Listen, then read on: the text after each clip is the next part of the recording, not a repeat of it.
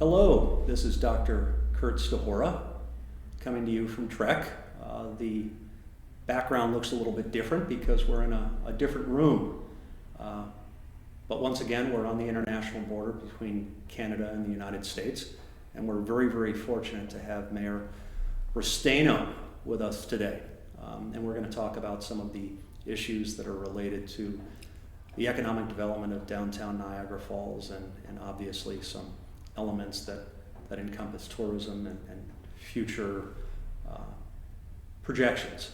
So thanks so much for being here. Thank you, Doctor. I guess right off the bat, here we are in the midst, although toward the tail end, hopefully, of a pandemic. How has that sort of affected Niagara Falls in ways that are probably obvious and some that may not be obvious? Well, like most urban centers, we have had to meet the challenge head on, and also like most in the early stages of it, we here in city government were sort of moving around blindfolded because this was not something that there was a playbook for. Right. So we had to develop on the fly different ways for government to operate. We had to find a way to keep not just the staff safe, but also the public safe. Right. And that changed, in many ways, how we do our business at City Hall. Then, with the news that the border was closing and the other significant shifts in some of our non-property tax revenues, we also had to face the difficult reduction in revenue as projected for the budget. Now, remember, the budget that I came in with, my first year was 2020. That budget was set in 2019, at the end of 2019. So there were a number of projections made for revenue with expenses associated to it that were based upon historical information. Mm-hmm. Well, 2020 was certainly historical, but not in the way of, soaring to new heights. It was historical in the fact that the pandemic really, it shut our region down and shut the world down. Right. You mentioned the border. I know that's obviously the folks that we rely on for some of the aforementioned income. We have been focusing on that a little bit here from a tourism standpoint, mm-hmm. But I don't think people understand the economic impact. We're talking about some pretty significant numbers. Yeah, I have said, while our neighbors in Canada, some do drive our tourism economy, I think in large measure, the Niagara region, Southern Ontario, the Niagara region, Niagara Falls, and its greater surrounding, it's like another neighborhood for the city of Niagara Falls, New York. Sure. There's family on both sides of the border. Somebody has a favorite restaurant there or a favorite store here. And so the passage between these three borders here, three bridges here, it was almost as though just traveling to another part of the city. Mm-hmm. So for many of us, it was really being cut off from family and friends. To me, it was a little bit larger than just the idea of tourism, although it was certainly significant. We lost and have continued to suffer from the loss of just our neighbors, the folks who would come here and those of us who would go there. Right. So it's really like getting a portion of the city cut off. Whenever there is a difficult situation, there are people that say that there are opportunities that can be unveiled as a result of that situation or another lane that might be created. Can you think of instances where the pandemic may have actually changed thinking a little bit or created some opportunity? Well, as I had indicated, it certainly changed the thinking at City Hall. We've done some things that are different, and they ended up becoming more cost effective. I think what it did first in government is it made us look critically at what we do, because we had to change. Sure. And so in making those changes, we found ourselves becoming a little bit more cost efficient too. So that's a positive in all of this. But in terms of the development community, I think that during the last year, when not a whole lot of activity was happening, financing was difficult. We've had a couple of hotel projects that slowed, and other projects, again, as a result of financing, folks began to focus, I think, a little bit more and think more creatively about what they would do coming out. And one of the things that we've seen a tremendous drive in, and I know that it is something that's in other parts of the country, but a tremendous drive in the area of solar arrays and the growth of interest in bringing them to the city of Niagara Falls. It's exploded, quite frankly. I think people have had an opportunity to take last year and maybe even reevaluate where they were in terms of their investment ideas. So it's been exciting in some levels, challenging on many, and we're not alone in that challenge, but certainly exciting in some other areas where people have started to think differently about how they want to invest money here in the city of Niagara Falls. And we've also enjoyed some incredible interest over the course of, say, last fall through now. Great. I also know that you grew up in the area, so you have the historical context of having seen Niagara Falls evolve over the course of decades. A lot of people have described Niagara Falls now as a little bit of a blank canvas. Are there some opportunities that you see now that may speak to the idea of being a blank canvas, or some development opportunities that may not have existed before? Yeah, we certainly there are opportunities here, sort of on the periphery of the tourist area.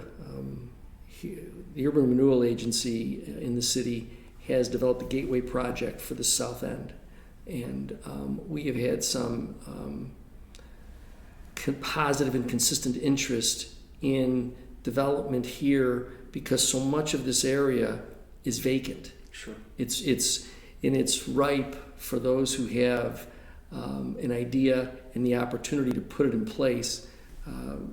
The South End provides great opportunity. But even more importantly, all throughout the city, there has been great interest in our real estate market. Mm-hmm. And so there has been a real uptick in the interest of individuals to come and locate in Niagara Falls.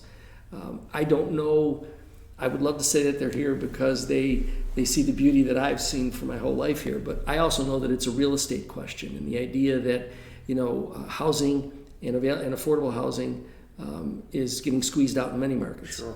And so the city of Niagara Falls now is presenting a very affordable and attractive alternative, coupled with the fact that, like so many neighborhoods in the city of Buffalo, which is far larger and has far more examples, we have some wonderful architectural examples here that a person with the vision could take one of these homes that just needs a little tender loving care and really turn it into a palace, because we have some beautiful architecture here. Sure. And the way homes were constructed back then, yes, you can't do that today. No. There's some great bones around here. I know that from having traversed the area myself. It seems as if one of the themes, as we kind of get back to tourism-oriented ideas, there's an outdoor or back to nature movement going on right now, and that might have been precipitated by the pandemic. Do you see as Niagara Falls aligning with some of those ideas moving forward, not just for the purposes of the people that live here, but also for gathering interest from people outside of the region, and when we go back to elements of normalcy, they'll recognize the natural resources above and beyond the obvious one?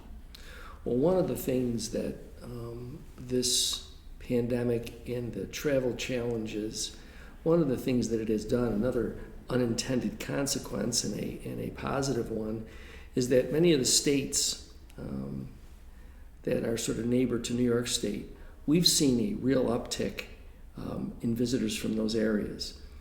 People who would have a driving distance 4 or 5 hours away. They have, in fact, some of our tourism numbers toward the tail end of last season, going into just right now, as a matter of fact, have exceeded expectations. I think in large part some of that is our marketing. Our marketing was to the idea of the wide open spaces, Sure. And the ability to get out and enjoy nature. And that's kind of in the wheelhouse of Niagara Falls for years, that we are a place where nature kind of rolls its way into the city. And so for us, that idea of getting back outdoors, I think it's a comfort zone for many people who still are concerned about, what are the far-reaching effects of the pandemic? Is it really gone? Do we have another wave?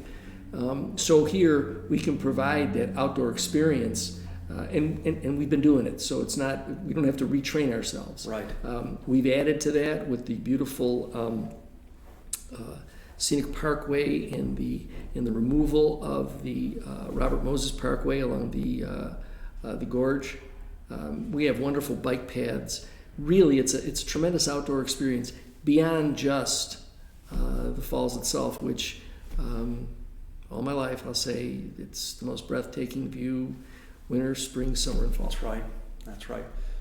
Speaking about the different seasons, summer is obviously a season that I don't want to say takes care of itself, but clearly people tend to come here in the summer. Do you see winter as also an opportunity that may be utilized or may be presented in ways that people can come and appreciate the area in the winter? That's what was most surprising toward the tail end of last year, that we did enjoy an increase in tourist activity even in that winter cycle. Typically our cycle sort of runs from beginning April to mid-November, with really the heart of that being the area, May through October. But we started to see some additional attention to our community from tourism, even sort of drifting into the pre-Christmas time. Sure. So I think that as long as the experience here, and we do our best to make sure that it's that way, as long as the experience here is pleasurable, I think people were pleasantly surprised at how wonderful it is here in the winter. I have always said that you're cheating yourself of some of the most spectacular views if you don't go to the falls in the winter. The spring and the summer and the fall, it's obvious colors and the beautiful summer, springtime. But in the winter, it's a whole different experience. You remember the mist is coming up always. Right. And so everything down there is covered in that real thin ice. And when the sun shines, there's rainbows everywhere. And I don't think you can replicate that anywhere else. I agree. And I think to some of the points that you've made, by introducing this area to people within a drive, for now, has triggered people's interest in the area. And yes. Clearly they'll come back. And when the border opens and normal travel patterns resume, there may be a double bump, as it were, which is exciting. Yeah, that is. And we'd like to think that, we could take this time while the border is closed, we can take this time to sort of up our game here. So that ultimately when the border is opened, you're right, we have those folks who've had the opportunity to enjoy us through whatever season they come here, so that this becomes an opportunity not just for us to expand that, but when our northern neighbors, they get to come and see a new Niagara Falls, New York. Absolutely. Last question. Niagara Falls is obviously the hub that we all enjoy, but there are also areas on the periphery, and I like that we're thinking about the area as a place for people to come and enjoy. Can you talk about some of the areas that also kind of feed into Niagara Falls and some other things that can be done here? We, as I indicated earlier about the South End project, that'll sort of move development from the tourist core out eastward and northward on sort of the direct periphery.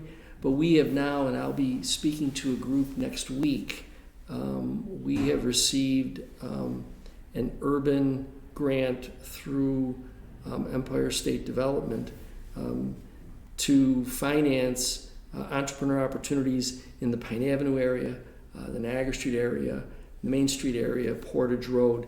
Those are all also historic districts in terms of the city that I know. Sure. Those are places that were long very active, both not just as neighborhoods, but also in business, in a business sense.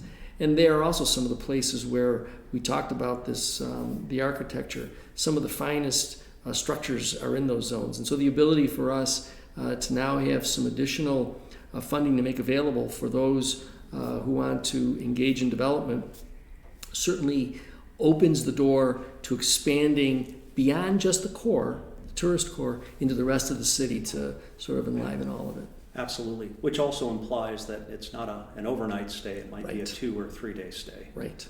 Which is what the area can now accommodate. So, Yes. well, this has been wonderful, and thank you so much. I know you're very, very busy. You have a lot of projects, but thanks for coming here. This is Kurt Stahora. This is one of our tourism shorts, and we were fortunate enough to have the insights provided by our mayor here in Niagara Falls, and the future looks bright.